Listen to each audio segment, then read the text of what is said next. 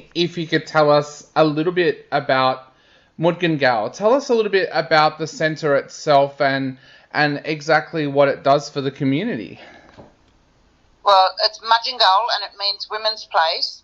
It is the only Aboriginal Women's Centre in metropolitan Sydney that is 100% run by and for Aboriginal women, which means that all of our board are Aboriginal or Torres Strait Islander women, all of our staff are Aboriginal, Torres Strait Islander women, and all of our clients are Aboriginal and or Torres Strait Islander women. Even our accountant is an Aboriginal woman. So that makes us unique in that part. Also, the centre's been there for 29 years in Redfern. So it's survived on the smell of an oily rag, over the years, with limited government funding. But it is essentially a drop-in centre. Yep. So we don't have a criteria. Any woman, Aboriginal or Torres Strait Islander woman that walks through that door, we do our very best to advocate for and to, help to our full capacity. And our thing with Mudgin-Gal is we're not client chasers. A lot of organisations chase clients. We don't. We make it a culturally safe space where women want to come and gather.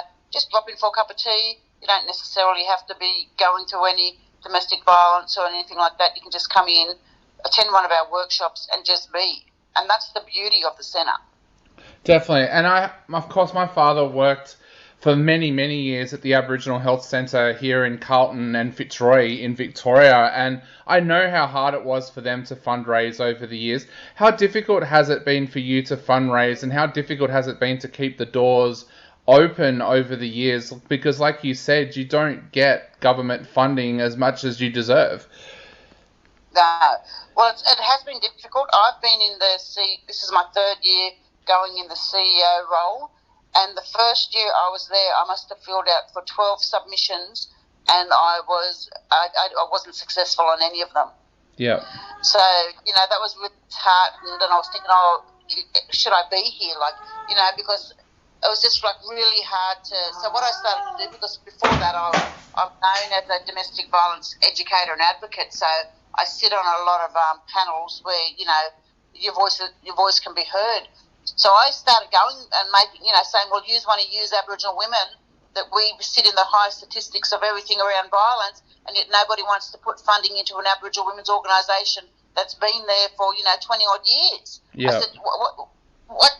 That makes no sense to me. And then what happened, we've got a foundation called the Redfern Foundation that's really kept Mudgin-Gal afloat over the last, 10 or so years. Because the donations that come through there, they then filter onto the service, which allows us to, keep our doors opened. We've got two funding sources that come through from federal and state, but we had to jump through hoops for that, and that's always like 12-month funding, then you've got to reapply. So There's no long-term funding for long-term outcomes, which is an issue.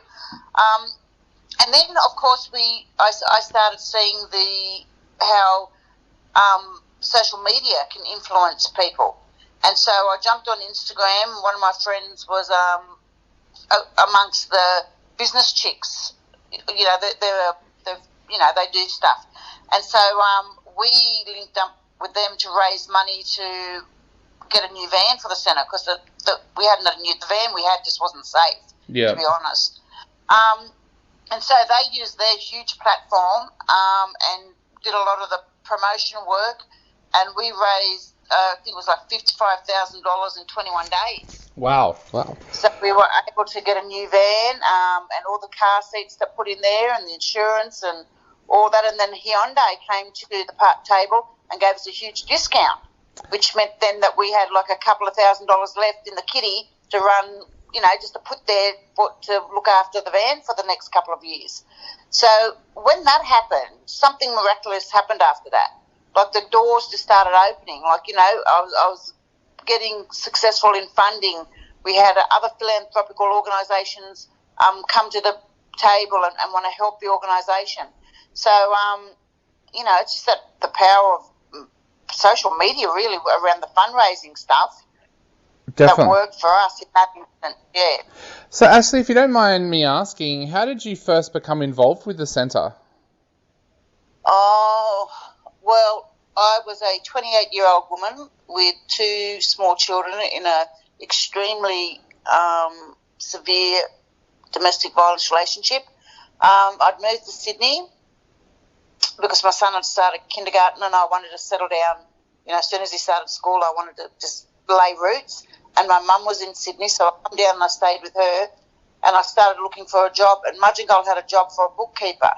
So, I'd done my bookkeeping and keyboarding skill certificate at TAFE at night when I was pregnant with my daughter.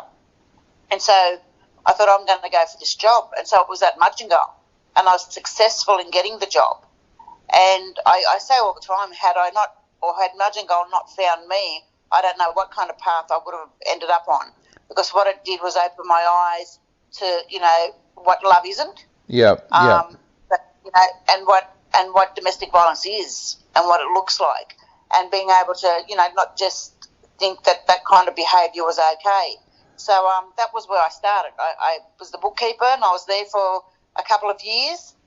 And then I moved on to, I worked at Crew Radio for 6 years, Marrickville Council, Rape and Domestic Violence Services.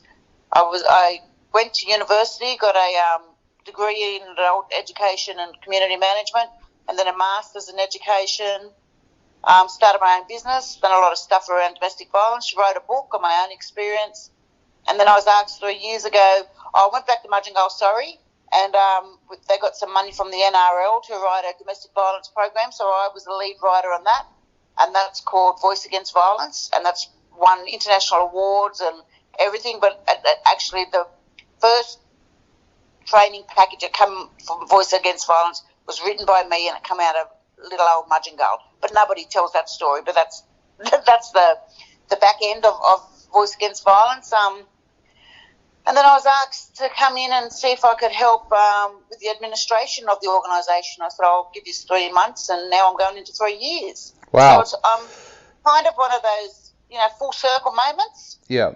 Where you circle back around and, pay homage to those that helped you get to where you've gotten, and try and give back. And that's what I'm doing. Definitely. Now, talking about giving back, we're hoping that a lot of our listeners will give back with the festival that you've got coming up on December the 15th. Tell us a little bit about the festival and how that idea came about. Well, the Mudgin-Gal Womens Festival came about 2 years ago, and we hosted 2 very small festivals because of COVID and whatnot, but we decided to host the festival on the last day of the 16 Days of Activism, which generally falls on the 10th of December, but because of the COVID rules in place where people that aren't vaccinated couldn't come to the festival, we pushed it back to the 15th this year. But it all came about just trying to, every single organisation, and you can check this out if you like, or anyone who's listening, that works around the domestic violence or sexual assault or violence space. Aboriginal women sit in the highest percentage of all things violence, more than any other Australian woman.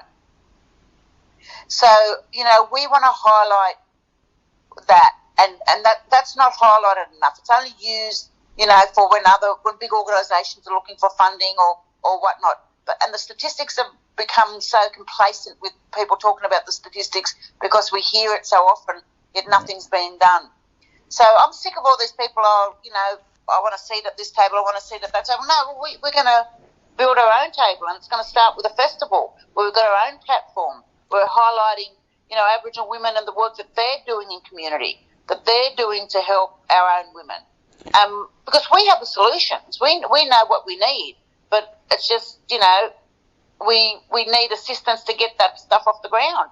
And so that's why we thought, let's hold our own festival, and we'll have a healing ceremony, we'll have dancing, we'll have jewellery making and weaving, we'll have, didgeridoo and boomerang painting for the little boys and the weaving for the little girls, or both, whatever, the girls can do the boomerangs and whatnot. But so we wanted our own little cultural event to highlight what we're doing for ourselves. So that's the basis of the festival. Exactly. And we've got listeners from right around Australia. How can people become involved with the festival? First of all, if they're in Sydney, and also if they're around the rest of Australia as well. Well, it's going to be live streamed on our Facebook page, so go and like Mudgin-Gal on Facebook. If you're in Sydney, it's going to be broadcast on Courier Radio, so you can listen in, or you can actually come to the festival. It's going to be held at the Redfern Community Centre in Redfern on the block. So if you get out at Redfern Station, you walk directly across the road and you'll walk into it. Definitely. And that's how you can join. Awesome. And Ashlee, how can people give to the centre as well? We want people to experience the festival and learn from the festival, but we also want people to give back to the centre as well. So how can people give back to the centre? Well, they can go onto our website and they can make a donation. We have a donation tab on our website, or you can call the organisation if you're in Sydney and make an appointment to come and sit with me, and I'll show you around the organisation, and then you can determine, what your superpowers are, and if they align with what Mudgin-Gal does, and volunteer some time doing some stuff like, submission writing or, report writing or something, whatever it is that you're good at doing. We Business Chicks done a fundraiser for us just last week, a luncheon, and they raised $4,000 for us for Christmas for our clients. And so it's like things like that, engage with us, engage with the service, because everything that we do, when I'm out doing all this stuff, I'm doing it for Mudgin-Gal. Yep. I'm doing it for the women, and we've got some of the most disadvantaged women that walk through our doors, like rough sleepers, women, that are running away from domestic violence with nothing but, the clothes on their back and their babies on their hips. Yep. This is everyday stuff that we deal with. It's all that stuff that people talk about doing, but we are actually on the ground doing it. Definitely. And we want people out there to help out. So for our listeners listening at the moment, all of the information about the festival will be up on our social media as well, and also on our website. And there'll be a link there as well, so that you can do what Ashlee just said and get involved with the actual centre itself. Ashlee, I want to thank you so much for coming on the show today and talking to us. Is there anything you would like to say to everybody out there who are thinking about heading along to the festival this week as well? Yep, make sure, that you got your mask and your hand sanitizer, because we want to be COVID safe. But just come along, because there's very few opportunities to be able to join in to an Aboriginal women's healing circle. For the women out there, and you'll get that chance at the festival, because it's open to all women to come in and join. And I'm telling you, it's so powerful. You'll walk away knowing exactly what you have to do and where you have to go. So, and also just know that we need allies. We need to work together. We need women supporting women regardless of race, regardless of wealth, because, domestic violence doesn't discriminate. Doesn't matter if you're black, white or brindle, doesn't matter if you're rich or poor, doesn't matter what God you worship. It happens in every town, every state, every country in this world. And we, as a collective of the human race, need to come together to eliminate violence. And only we can do it. The government can't do it. We have to make a stand and draw a line in the sand and say, how much violence are you willing to tolerate? I've got zero tolerance. I will not tolerate any form of violence. And that's the only way that we're going to get through this pandemic, which is, violence against women, because we all know that at least 2 women a week, on average in Australia, are murdered by domestic violence. And that's a horrendous statistic. So let's work together to eliminate violence against all.